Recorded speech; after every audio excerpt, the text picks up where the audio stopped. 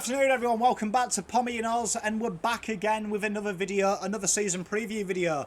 Just quickly, if you are new around here, 51% of you aren't subscribed, so if you could smash that like and sub button, really helps me out. We'd tail over 700 if we could do that, so please get on to it. If you are returned, great to have you back. Let's get into the Richmond season preview.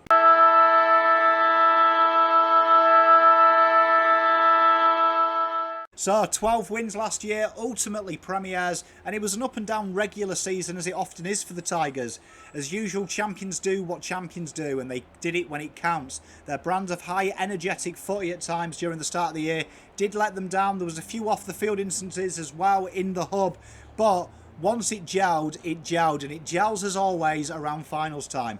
They found their straps very early on. They had a host of injuries in the year though, and it allowed them to really blood that next generation through. Noah Bolter was a great find. He provided height, strength in the aerial contest, agility and good ball use down back, really sewing up one of them key positions down the back. Pinch hitting in the ruck as well gives them another string to their bow. All the top teams are playing that kind of dual ruckman with another position. He's a very good player and he suits that ethos. Another guy that really shone was Shy Bolton. He embraced his midfield role. He offers width, he offers creativity. He's a real spark and a live wire that just additionally stretches sides, as we know the Richmond do.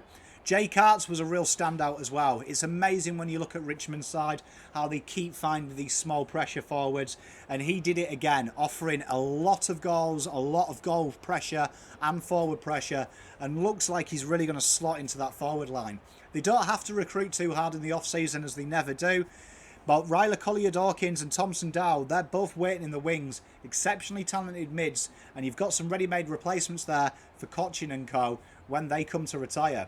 They have depth for days.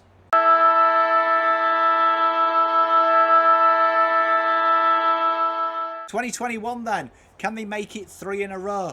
I know the press are saying 3 in a row, but do we count minor premierships? I don't. It is stacked against them. The AFL competition as a whole is designed to make it hard for you to be dominant.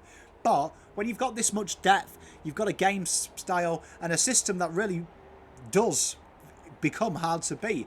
We know the blueprint exists how to beat the Tigers. The problem is he's been allowed to execute that blueprint, and the Tiger way is so potent. They play it on the back of high energy, great ball movement and opportunist thinking. There's many times we saw last season teams can outplay them for 3 quarters. The problem is they always have that extra gear to go. They are ruthless when they smell blood. What is a testament to their strength? They don't have a lot of superstars in the side. It is a team of superstars, and they can play ugly, they can play attractive, they can do it all. Makes them tough to beat, and in 2021 they'll look to back it up. They're hungry, they're confident, they're going to be tough to beat.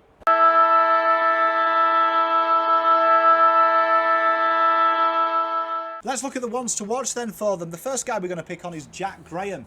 Now, Jack Graham, 15.1 career touches, 1.9 marks, 6 tackles and 0.4 goals. Now, we know with Jack Graham, we saw it in the 2017 Grand Final. When he gets going, he gets going. But one thing that impresses me about Graham is he offers that hunger, he offers that tackle pressure, and he does it in the middle. He's a very efficient tackle. We saw it against Patrick Cripps a couple of years ago. He can really stop players as well as impacting as well. He got a couple of goals that game. And this is where he's a very dangerous string, because the modern day tagger has kind of died in AFL football. You don't get a guy who stops. They've also got to have output themselves. And Jack Graham can do that. He's a very potent player, the way he floats. He sometimes offers himself as that third tall option as well, and he gets forgotten about. I think he'll go up this year, and I think he's something that the Tigers don't really have in abundance. He's a proper Tigers player as well. He's a big grafter, and I think he's set for a big 2021. Another guy is a personal favourite of mine, and that's Jaden Short. 17.6 touches, 4.3 marks, 1.6 tackles and 0.2 goals. And what Jaden Short does is, up until last year, I felt he goes really under the radar.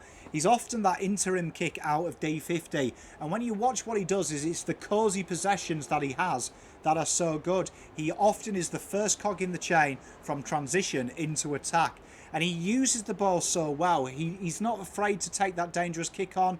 He also can take the ball by run and carry as well. He's got it all. And Jaden Short, when he floats into that midfield as well, he's just a deadly player. He spots a pass. His vision is very good. He's got high footy IQ.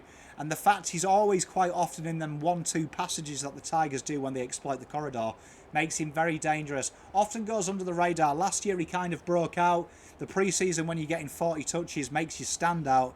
But he's going to be one that I think will just go up an echelon this year. His 3.9 marks, 3 tackles and 1.1 goals. He can do it all, can't he? He plays hard in the midfield. He can go up forward and kick snags. And I think the thing about Dusty is he's a catalyst type player. He reminds me of Cristiano Ronaldo. When he gets going, the team starts to believe. You saw it in the grand final. Once he started to do Dusty things, he has that moment of magic. Something happens to Richmond. It's infectious. They believe. And he's a solid footballer. I know people slag him off and say he doesn't win a Norm Smith, but he stands out. You watch Dusty Martin. He's a bum-on-seat footballer. You'd pay to go and see him. He's the best at what he does, and he's a talent. He's a talent. The unthinkable things he can do, I can't wait to see him in 2021. I reckon he will be as hungry as ever to make this another Tigers flag.